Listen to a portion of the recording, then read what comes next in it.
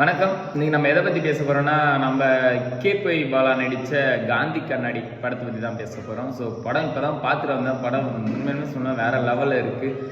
So படத்தில் என்ன ஒரு கதைக்களம்னு பார்த்தீங்கன்னா, எந்த வயசுலேயும் காதல் வரலாம். அந்த வர காதல் ரொம்ப புனிதமாகவும் ரொம்ப உண்மையாகவும் இருக்கும். இப்போ கேபி பாலா வந்து ஒரு மேரேஜ் ஈவெண்ட் நடத்துகிற ஒரு ஒர்க் பண்ணிட்டு இருக்காரு. ஸோ ஒரு 50 வயசுக்கு அபோவ் இருக்கிற ஒருத்தவங்க ஒரு ஹஸ்பண்ட் அண்ட் ஒய்ஃப் வந்து நமக்கு ஒரு குழந்தை இருந்தால் நம்மளுக்கு ஒரு 60ஆம் கல்யாணம் பண்ணி வச்சுக்குமேன்னு சொல்லிட்டு அவங்க மனசுக்குள்ளே நினைக்கிறாங்க.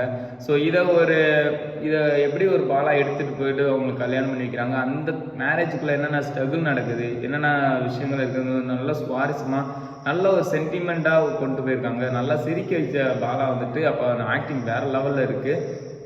ஸ்டார்டிங்கில் அப்பப்போ அவருடைய கவுண்டர் போட்டு காமெடி போட்டு சிரிச்சுட்டாருன்னா கடைசியில் எல்லாத்தையும் சிந்திக்க வச்சுருக்காரு. நல்ல ஒரு சென்டிமெண்ட்டாக கொடுத்துருக்காரு.